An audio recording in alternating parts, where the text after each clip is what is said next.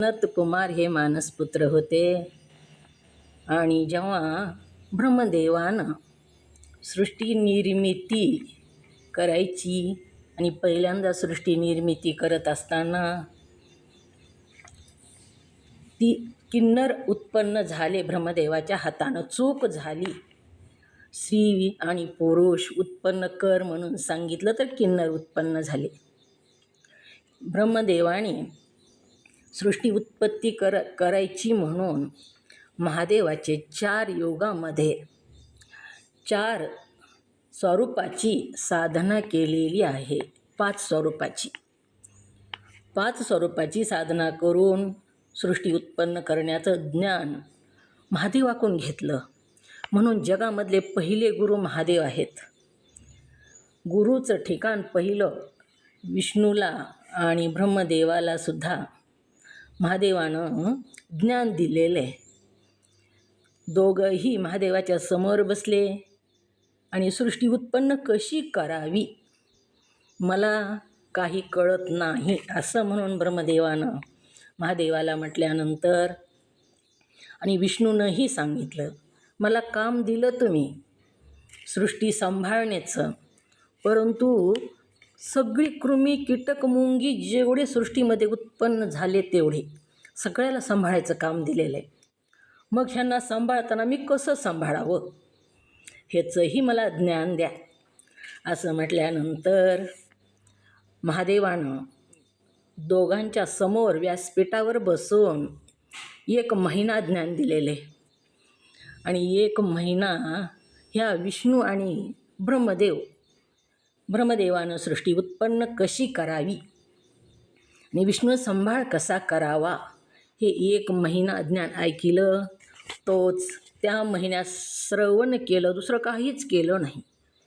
म्हणून त्या महिन्याला श्रावण महिना असं म्हणतात आणि आजही त्या महिन्याची महती सांगितलेली आहे. ह्या महिन्यामध्ये ब्रह्म विष्णूला दोघांनाही सृष्टी उत्पत्तीचं आणि सांभाळ करण्याचं ज्ञान प्राप्त झालं. ह्यांनी 1 महिना श्रवण केलं म्हणून तो श्रावण महिना झाला. आणि ही सनत कुमार जीव होते, ती मानसपुत्र होते, अतिशय प्रभावशाली, अतिशय महान तपस्वी असे. पुन्हा किंकर उत्पन्न झाल्यानंतर पुन्हा आणखी ब्रह्मदेवानं महादेवाला शरण गेले. जेव्हा किंकर उत्पन्न झाले तेव्हा ब्रह्मदेवाला स्वतःच राग आला. काय करावं, हीच ना सृष्टी उत्पन्न करायला म्हणून. त्या क्रोधामधून भूत उत्पन्न झाले. अशा प्रकारे उत्पत्ती वेगवेगळी झालेली आहे. आणि पुन्हा महादेवानं सांगितलं, अर्धनारी नटेश्वराचं दर्शन दिलं. स्त्री बाजूलाकडून दाखवली, अशी स्त्री असते म्हणून. आणि ब्रह्मदेवानं आपल्या उजव्या अंगापासून मनूची उत्पत्ती केली. एक पुरुष उत्पन्न केला, त्याचं नाव मनू. आणि डाव्या अंगापासून एक स्त्री उत्पन्न केली, तिचं नाव शतरूपा. मनू आणि शतरूपा ह्यांच्यापासून पुन्हा सृष्टी उत्पन्न झाली. तर विस्तार खूप मोठा आहे. आणि त्यांचेच आपण संतान मनूपासून उत्पन्न झाली सृष्टी.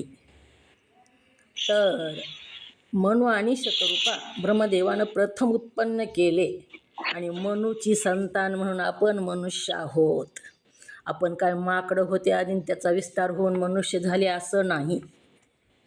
तर मनूची संतान आहेत आपण. मनू आणि शतरूपा मूळ पुरुष मनू आणि त्यांची संतान असल्या कारणानं आपण कोण आहोत, मनुष्य. अशा प्रकारे ही सनत कुमार ऋषी, भृशुंडी ही सगळे तिथं बसलेले आहेत. विभांडकाचे धर्माधर्म भृशुंडी, गालव आणि विभांडकाचे धर्माधर्म गंगाचार्य असे सगळे ऋषी तिथं आलेले आहेत, बसलेले आहेत. आणि विचार करणारे सर्व महर्षी असून त्यामध्ये हरिमित्र आणि सुमित्र हे 2 प्रमुख आहेत. हे दोन्ही प्रभू मुख्यासनी बसून त्यास वेष्टीत सकळ मुनी सिंहासनी शोभतात. हरिमित्र आणि सुमित्र नावाचे 2 जी दूत आहेत ती मुख्य ठिकाणी बसलेले आहेत. आणि त्यांच्या भोवताली अनेक ऋषी वेष्टून बसलेले आहेत. सकळ मुनी सिंहासनी शोभतात. सगळ्या ऋषींना आपलं आपलं सिंहासन तिथं दिलेलं आहे. हे नानाभूषित भूषणी भूषित असून वस्त्रभरणी शोभिवंत आहेत. नाना प्रकारचे भूषणे त्यांच्या अंगावर, वस्त्र, अलंकार, अनेक नाना प्रकारचे शोभिवंत असे वस्त्र घातलेले ही सभा आहे. यमराजाची सभा कशी आहे की असं वाटून घेण्याचं काम नाही. सभा खूप सुंदर आहे, परंतु तिथं न्याय दिल्यानंतर मात्र मग शिक्षा दुसरीकडं जाऊन भोगावी लागते. जशी सूर्याची शोभा, 12 सूर्याची शोभा, 12 सूर्याची शोभा जेवढी असते तेवढी शोभा ह्या यमपुरीच्या धर्मराजाची सभा आहे. वस्त्र अलंकारी शोभित आहेत. जशी 12 सूर्याची शोभा तशी ती सभा दिव्य तेज प्रकाशित आहे. तेजस्वी अशी सभा आहे ती.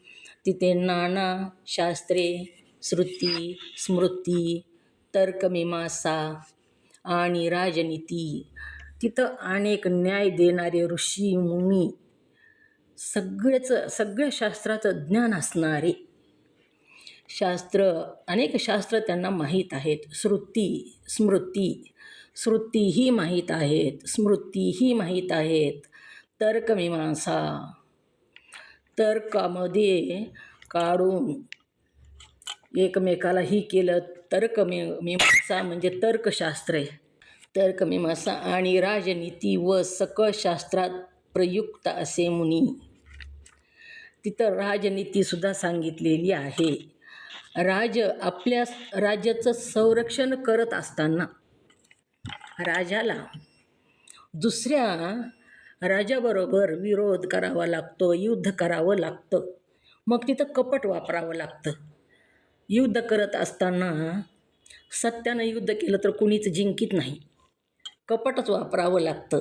आणि तिथं जर कपट वापरलं तर ती अनिती नाही, नीती समजली जाते.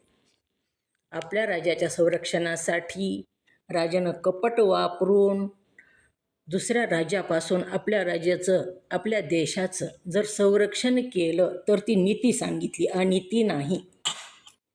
व सकळ शास्त्रात प्रयुक्त असे मुनी, अशी राजनीती जाणणारे, सगळेच शास्त्र जाणणारे, परांगत असे, प्रयुक्त असे तिथं मुनी धर्माधर्म विचार करतात. धर्म काय, अधर्म काय ह्याचा विचार करतात. एकट्याच्या मनावर तिथं न्याय दिला जात नाही. तपासणी करून ह्यानं पाप केलं, परंतु कशासाठी केलं ह्याची सुद्धा तपासणी होते. तिथं तर्क कुतर्क ही तर्क काढून सुद्धा त्याची तपासणी होते. एखाद्याच्या हातातून पाप घडलं तर एखाद्याच्या हातातून खून झाला आहे आता, मग खुनाची शिक्षा तिथं होती, पण कशाकरता खून केला तर्क कुतर्क काढून तिथं बघितलं जातं. तर्कशास्त्र काढून कशाकरता केला. एखाद्या अबलेला वाचवण्यासाठी जर खून केला असेल तर ती पाप नाही. म्हणजे तर्क काढून तिथं शिक्षा दिली जाते. रत्नसिंहासनी धर्मराज असून त्यांचा महिमा वर्णवत नाही. धर्मराज जो आहे तो रत्नजडित सिंहासनावर बसलेला आहे. त्याचा महिमा मी डोळ्यानं बघितला आणि मला शब्दात सांगताच येत नाही. एवढा महान असा महिमा त्या धर्मराजाचा आहे. श्रीमुकुट, कुंडले, मेखला असून त्यांची विचित्र भूषणे म्हणजे केवळ ज्वाळामाळी 12 आदित्याचा गाभाच.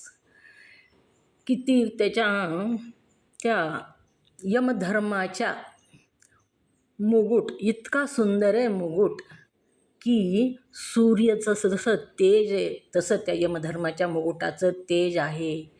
कुंडलेही कानामध्ये तसेच तळपत आहेत. मुकुट कुंडले मेखला असून मुकुट आहेत, कानात कुंडले घातलेले आहेत, अनेक अलंकार परिधान केलेले आहेत त्या धर्मराजानं, त्या यमराजानं. विचित्र म्हणजे वेगवेगळे, कधीच न बघितले असे भूषणं मी तिथं बघितले, असं नचिकेत सांगत आहे. विचित्र भूषणे म्हणजे केवळ वेगवेगळ्या नक्षी, विचित्र म्हणजे वेगवेगळी नक्षी काम केलेले अलंकार त्याने धारण केलेले आहेत. केवळ ज्वाळामाळी द्वादश आदित्याचा गाभाच एवढा सुंदर दिसतो तो धर्मराज, जसा सूर्यनारायणच दुसरा. गाभा द्वादश आदित्याचा, 12 सूर्याचा आर्क असा हा यमराज शोभत होता, असा मी प्रत्यक्ष डोळ्याने पाहिला. शिवाय त्यांची जी दीर्घ काया, यमराजाचे शरीर खूप मोठं आहे, दीर्घ काया आणि विशाळ नेत्र, डोळेसुद्धा मोठमोठे आहेत यमराजाचे. व हातात दारुण दंड, मोठा दंड हातामध्ये धरलेला आहे असून, दारुण दंड धरला असून त्यापुढे महिष वाहन आहे. यमराजाचं वाहन कोणतं आहे तर महिष, रेडा हा यमराजाचं वाहन आहे. असा अरक्त नयन, लाल लाल डोळे असणारा तेजस्वी तो सूर्यपुत्र. असा तेजस्वी यमराज हा सूर्यपुत्र महाभाऊ आणि परमपवित्र आहे. यमराज कुणाचा पुत्र आहे? सूर्यनारायणाचा पुत्र यमराज. यमराजाची माता संध्या आहे. सांगू का यमराजाच्या जन्माचा वृत्तांत का? चलू पुढी. ओम नमः शिवाय. सूर्यपुत्र यमराज. यमराज जो आहे, सूर्यनारायणाला 5 संतान आहेत. यमराज आणि यमुना ही 2 संतान जी आहेत, सूर्य आणि संध्या पती पत्नी आहेत. अतिशय संध्या जी आहे ती अतिशय सुंदर मृदुभाषिणी, खूप सुंदर होती ती. एकही दुर्गुण तिच्यामध्ये नव्हता संध्यामध्ये. आणि ही सूर्यनारायणाची पत्नी होती. सूर्यनारायणाला 2 संतान झाले. यमुना जी नदी आहे ना, ती यमुना आणि यमराज बहीण भाऊ आहेत, दोघं सख्खे बहीण भाऊ. त्याच्यानंतर ही जी संध्या होती शिवभक्त होती. तिला शिवभक्तीत अतिशय रुची होती आणि सूर्यनारायण तिला सोडतच नव्हते, तिच्या भोवतालीच असायचे सारखे. अतिशय सुंदर होती. तिला वाटायचं थोडा वेळ हिने बाजूला जावं, मला शिवभक्ती करू द्यावी. परंतु सूर्यनारायण इतकं प्रेम करीत होते संध्येवर की तिच्या बाजूला राहणंच त्यांना पसंत नव्हतं. आणि त्याच्यामुळं संध्येनं काय केलं, शिवभक्ती काहीच घडना म्हणून आपली जी छाया, सावली, तिच्यापासून आपल्यासारखी केसरी निर्माण केली आणि सूर्यनारायणापाशी सेवेसाठी ठेवून दिली. आणि आपण अरण्यामध्ये, हिमालयामध्ये जाऊन घोडीचं रूप घेऊन तपश्चर्या करू लागली ही संध्या. पण सूर्यनारायणाच्या लक्षातच आलं नाही, कारण ती तिचीच सावली होती, तिचीच छाया होती संध्याचीच. मग त्या छायेपासूनही सूर्यनारायणाला शनी आणि ताप्ती असं 2 संतान झाले. मग हिचे 2 आणि तिचे 2, 4 संतान झाले. आणि पुन्हा सूर्यनारायण जी होते, बराच काळ गेला आणि एके दिवशी शनीचं आणि यमाचं भांडण लागलं, ह्या धर्मराजाचं, भावाभावाचं. आणि शनीनं यमराजाला खूप भांडण लागलं, ढकलून दिलं. अशा प्रकारे लहान लेकराचे भांडणं लागल्यासारखे. त्याच्यामध्ये तिथं यमुना होती. यमुना भांडणात पडली, गबसा म्हणू लागली. तर यमुनेला शनीनं लात मारली. लात मारल्याबरोबर सूर्यनारायण वडील होते आणि त्यांनी शनीला शाप दिला. अरे, बहिणीला, आईला लात मारणं खूप वाईट सांगितलं. अशा पवित्र नातं आहे तुझं, तुझी मोठी बहीण आहे ती, आणि तिला तू लात मारलीस, लंगडा होशील. म्हणून शनी लंगडा आहे अजूनसुद्धा, आता बी शनी लंगडाच आहे. अशा प्रकारे शाप दिला. तेव्हा मात्र जी ही छाया होती ती क्रोधित झाली तिच्या मुलाला शाप दिल्यामुळं. आणि सूर्यनारायणाला दुरुत्तरं बोलू लागली, म्हणजे भांडू लागली आजच्या भाषेमध्ये. तेव्हा मात्र सूर्यनारायणाला संशय आला. माझी संध्या अशी नाही, माझी संध्या मृदू भाषेनी आहे, अशी नव्हतीच, आणि असा कसा फरक पडला. तेव्हा सूर्यनारायणानं नारद मुनींना पाचारण केलं, बोलवून घेतलं. नारद मुनी म्हणू लागले, सूर्यनारायण आणि नारद मुनीकडं भांडणं दोघांचे मिटवण्यासाठी तिसरा बोलवला नारद मुनी, अशी कशी करायली ही म्हणून. त्यावेळेस नारद मुनी म्हणू लागले, सूर्यनारायण ही संध्या नाहीच. तेव्हा मात्र कुठं आहे माझी संध्या, असं विचारलेले सूर्यनारायण आणि नारद मुनीला. तेव्हा नारद मुनी म्हणू लागले, सूर्यनारायण माझ्यापेक्षा तुम्हाला जास्त माहीत आहे धरतीवरचं, प्रत्येक क्षेत्रामध्ये तुमचं किरण जातं, तुम्हीच हुडकून काढा ना. मी फिरतो ही मान्य आहे, पण माझ्यापेक्षा तुम्हाला जास्त माहीत आहे. एका क्षणामध्ये तुम्ही सगळी सृष्टी उजळून काढता, मग तुम्हीच हुडकून काढा तुमची पत्नी कुठं आहे ती. आणि सूर्यनारायणानं हुडकून काढलेली आहे, ही घोडीच्या रूपामध्ये हिमालयामध्ये तपश्चर्या करत होती. सूर्यनारायणाला तिला भेटायचं होतं. आता घोडीच्या रूपात होती म्हणून सूर्यनारायण स्वतः घोडा झाले आणि तिला भेटायला गेले. तेव्हा इथंही आलात का म्हणू लागली. तिचंही प्रेम होतं सूर्यनारायणावर म्हणजे भरपूर, परंतु भक्त होती आणि भक्ती करण्याची ओढ जास्त होती. जेव्हा सूर्यनारायण घोडा होऊन गेले आणि त्या घोडीच्या रूपामध्ये त्यांना अश्विनी कुमार म्हणून 2 संतान झाले तिथं.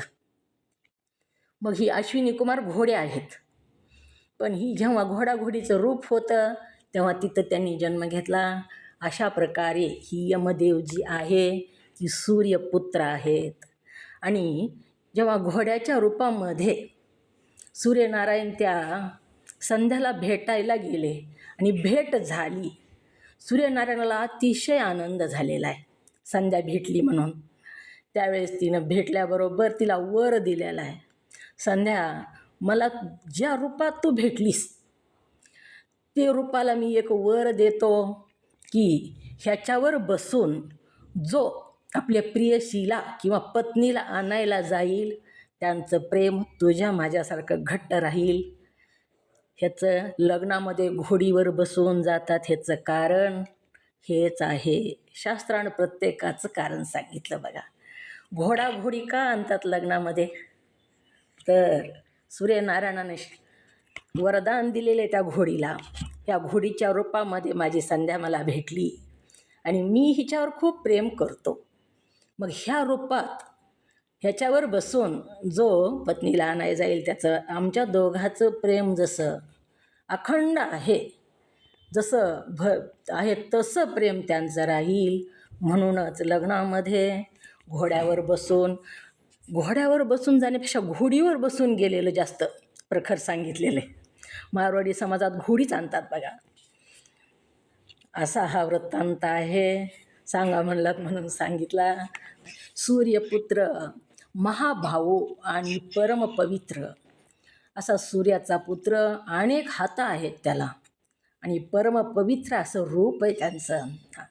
तो पापियास मोठा भयंकर असून सज्जनास परममित्र आहे. पाप्याला तो भयानक रूप धारण करतो हा यमराज सूर्यपुत्र, परंतु पुण्यवंताला मात्र तो अतिशय प्रेमळ आहे, मित्र आहे त्यांचा. त्याच्या पुढे कोट्यावधी मयासूर अतिभीषण आणि विरूपाक्ष किंकर, त्याच्या भोवताले कोट्यावधी मयासूर म्हणजे राक्षस आहेत. अतिभीषण असे राक्षस त्याच्या भोवताली आहेत. विरूपाक्ष असे किंकर, यमकिंकराचे नावं सांगितले इथं. हात जोडून उभे आहेत. त्या धर्मराजाच्या सिंहासनाखाली पापी हात जोडून शंकित उभे राहतो. धर्मराजाचं, यमराजाचं जे सिंहासन आहे ते उंच आहे आणि पापी त्याच्या समोर येऊन हात जोडून उभा राहतो. केविलवाना होऊन हात जोडून उभा राहतो व त्यास सभामंडळी विचारतात, अतिशय सुंदर सभा आहे, तिथं आणलं जातं त्या पाप्याला आणि हात जोडून थरथरा कापायलेला आहे. आणि तिथं त्याला सभा मंडळी, त्या सभेमधले जे लोक आहेत, ज्यांचं जे काम आहे ते काही त्याला विचारतात. त्या पापी जीवाला तो महादारुण पातकी असे जाणून तो सूर्यकुमार क्रोधायमान होऊन वक्रदृष्टीने त्याच्याकडे पाहतो. तू काय काय पाप केलंस, काय काय पुण्य केलंस असं विचारतात. आणि जेव्हा तो महापापी आहे असं यमराजाच्या लक्षात येतं, तेव्हा वक्रदृष्टी करून मोठे डोळे, लाल डोळे करून तो यमराज त्याच्याकडे बघतो, त्याच्याकडे पाहतो. तेव्हा तो घोरकरी महाअद्भुत दूत हातात दंड उचलून क्रोधाने पाप्यास विचारतात. हातामध्ये तिथं जे दूत आहेत ते मोठा दंड हातामध्ये घेतात आणि त्याला खरं सांग म्हणून विचारतात की तू सुकृत जे केलेस ते धर्मसभेत सत्य सांग. सुकृत दुष्कृत तू काय काय केलंस, एक तरी सुकृत केलंस का तू? कोणतं सुकृत केलंस तू मनुष्याच्या जन्माला जाऊन, ते तू इथं धर्मसभेत सांग, म्हणजे आम्ही तुला सोडून देऊ. तू काय सुकृत केलंस का, तुझ्या तोंडानं तू सांग. असे ते दूत मोठ्या आवेशाने विचारतात, मोठ्या क्रोधाने, मोठ्या आवेशाने, मोठ्या आवाजामध्ये त्याला विचारतात. काय सुकृत केलंस, तुला इथं आम्ही का सोडून द्यावं? तू इथं गयावया करत आहेस, तर तू कोणतं सुकृत केलंस ते सांग, म्हणजे आम्ही तुला सोडून देतो. अशी आणि तो बोलला की त्यास क्रोधाने ताडतात. त्यानं तोंडातला शब्द काढल्याबरोबर त्याला पुन्हा तांडण करतात, मारतात. तेव्हा तो पापी भयभीत होऊन समस्त सांगू लागतो, खरं सांग म्हणून. पोलिस जसं मारतात, चोरी केली असेल, कोणतं वाईट कर्म केलं असेल तर दंड हातात घेऊनच मारतात. तसं तिथं सामान्य दंड नाही, तर फार मोठा दंड असतो. आणि तो बोलायला की तो लबाड बोलाय बघतो, आणि म्हणून त्याला पुन्हा मोठ्या आवाजात तांडण करून विचारतात. पुन्हा तो जास्तच भयभीत होतो. भयभीत होऊन सगळं खरं खरं काय ते सांगू लागतो.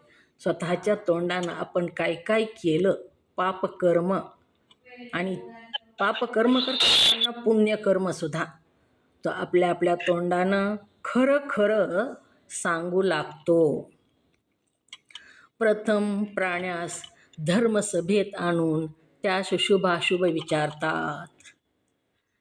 प्रथम प्राण्यास धरून बांधून धर्मसभेत आणतात आणि शुभ काय केलंस आणि अशुभ काय केलंस या दोन्हीचा ताळमेळ घालण्यासाठी तिथे विचारतात.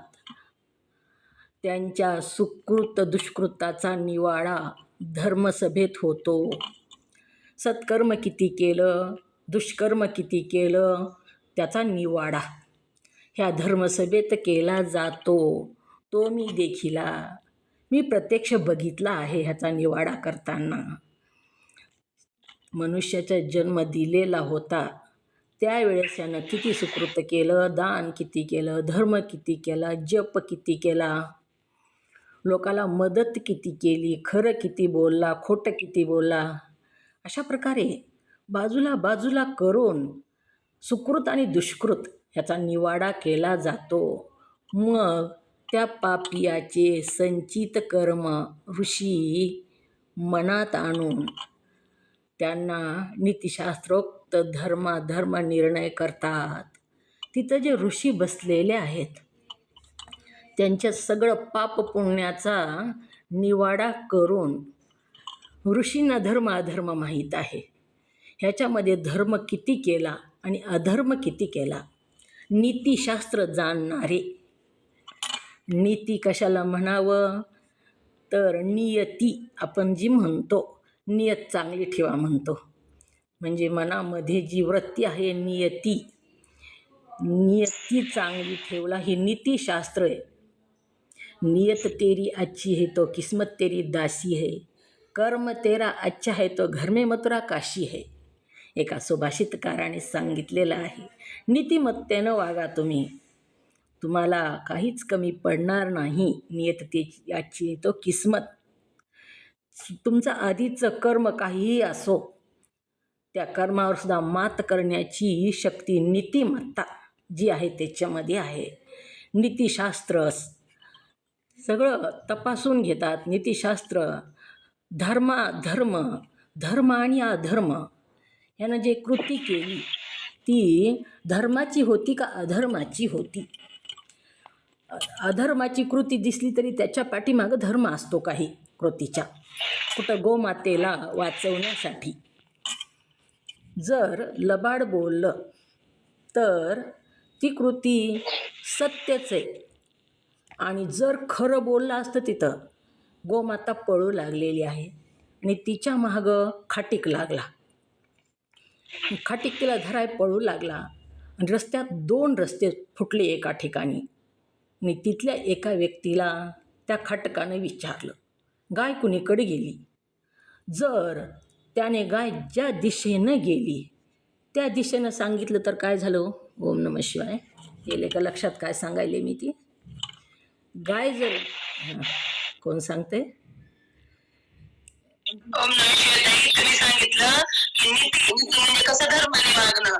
जर एखाद्या वेळेस गाय खाटीकाला म्हणजे गाय काही असेल खाटीक चाललेला असला तर त्याला वाचवण्यासाठी जर खोटं बोललं तरी ते अधर्म धरलं जात नाही, नीती धरली जाते, सत्य धरलं जातं. बरोबर. सत्यरूपी असत्यरूपी सत्यते किंवा सत्यरूपी असत्यते. तिथं खोटं बोलला तो. गाय ज्या दिशेनं गेली त्या दिशेनं सांगितलं नाही, दुसऱ्या दिशेनं सांगितलं. आणि ह्या खोटं बोलण्यामुळं काय झालं, त्या गाईचा जीव वाचला. मग ती खोटं होतं पण त्याच्यामध्ये खरं होतं. असत्यरूपी सत्य ते. त्याचं रूप असत्य होतं पण त्याच्या पाठीमागं काय होतं, सत्य लपलेलं होतं. मग तसा धर्माधर्म निर्णय असे कर्मसुद्धा ह्याचाही निर्णय तिथं केला जातो. असे कर्म बऱ्याच लोकांकडून घडतात. चांगल्या कर्मासाठी त्यांच्या हातानं काहीतरी वाईट घडतं. चांगलं करण्यासाठी एखाद्या कुण्यातरी स्त्रीला वाचवण्यासाठी त्याच्याकडून हत्या झाली तर ते सुद्धा असत्य दिसायले, तिथं पाप दिसायले पण ती पाप नाही, पाप रूपातलं पुण्य ती. असत्यरूपी सत्य ते. असं धर्म निर्णय करतात ते ऋषी तिथं जे आहेत ते. त्या धर्मसभेत अंधारात सूर्य उगवतो त्याप्रमाणे सधर्म नीती प्रबुद्ध आणि प्रगट बोलणे हे ऋषी ज्ञानाचे केवळ पुतळेच आहेत. त्या सभेमध्ये नीतिधर्म काटेकोरपणे पाळला जातो. आंतरिक भावना काय होती, वरून काय केलं. जिथं मन असतं तिथंच खऱ्या अर्थानं मनुष्य असतो. वरूपचारी नाही, ती सुद्धा तिथं तपासलं जातं. ज्या धर्मसभेत अंधारात सूर्य जसा चमकावा असा तिथं धर्मराज असतो. स्वधर्म नीती सांगत असतो, प्रबुद्ध आणि प्रगट करतो. नीती जी आहे ती तेजस्वी असा धर्मराज फाड फाड फाड सांगत असतो. ते ऋषी ज्ञानाचे केवळ पुतळेच असून धर्माधर्म निर्णय करतात. ते ऋषी असतात ते मूर्तिमंत ज्ञानाचे पुतळेच असल्यासारखे असतात. ज्ञानाचा पुतळा म्हणजे त्यांच्या नखशिखांत ज्ञान भरलेलं. पितळाचा पुतळा असला की पितळाचाच तो सगळीकडे त्याचं सगळं नाक डोळे कान नख सगळे पितळाचेच असतात. तसं धर्माचा पुतळा म्हणजे सगळं धर्मानं भरलेलं, नखशिखांत तो धर्मानं भरलेला. अधर्म तिथं नाही, केवळ पुतळेच असून धर्माधर्म निर्णय करतात. आणि मनात विचार करून नंतर धर्मराजास निवेदन करतात. धर्माधर्म निर्णय करतात आणि त्या धर्माधर्मात करत असताना आपण जे निर्णय द्यायचा आहे तिथं चूक होऊ नये म्हणून ते पुन्हा मनात विचार करून, किती सूक्ष्म सांगितलं इथं, मनात विचार करतात, ते लगेच निर्णय देत नाहीत. आपण जे निर्णय देऊ लागलेलो आहोत त्याच्यामध्ये नीती आहे का, धर्म आहे का, त्यानं जे पाप केलं त्या पापामागं उद्देश कोणता होता. अशा प्रकारे ती धर्माधर्म सगळा निर्णय देण्याआधी मनात विचार करून नंतर धर्मराजास निवेदन करतात. आपल्या मनामध्ये आधी विचार करतात कुणावरही अन्याय होऊ नये म्हणून, आणि पुन्हा धर्मराजाला ते सांगतात. मग जसे त्याचे पाप पुण्य असेल तसे त्याच भोगावे लागते. पुन्हा मात्र जे केलं ते भोगावं लागतं. पाप केलं असेल तर त्याला वडतच तिकडं नेतात, आणि पुण्यवंत असेल तर त्याला हात जोडून रथात घालून त्याला नेतात. मग स्वमताचे दंडन करीत नाहीत. हे जे आहेत ना धर्माधर्म सांगणारे ऋषी, आपल्या एकट्याच्या मतानं निर्णय देत नाहीत. एकमेकाला विचारून ही बरोबर आहे का असं म्हणून निर्णय देतात. स्वमतानं दंडन करीत नाहीत. स्वमतानं कोणताही दंड देत नाहीत, निर्णय देत नाहीत. त्याला कोणतीही शिक्षा आपल्या एकट्याच्या मतानं देत नाहीत. ते नीतिशास्त्रार्थ ऐकून धर्मराजा दूतास आज्ञा करतो की हा महापातकी आहे, याला कुंभीपाकी घाला. त्याच्यानंतर सगळ्यांचं ऐकून, स्वतःच एकट्याचंच नाही तर सभा फार मोठी आहे ह्या धर्मराजाची, आणि हे सगळ्यांचं ऐकून घेऊन सूक्ष्मातलं सूक्ष्म पाप पुण्याचा निवाडा करून तो धर्मराज पुन्हा शिक्षा करतो. ज्याचं जसं कर्म आहे तसं, जैसे ज्याचे कर्म तैसे फळ देतो रे ईश्वर. ज्याचं जसं कर्म आहे तसं फळ त्याला प्राप्त होतं. आपला वेळ झालेला आहे.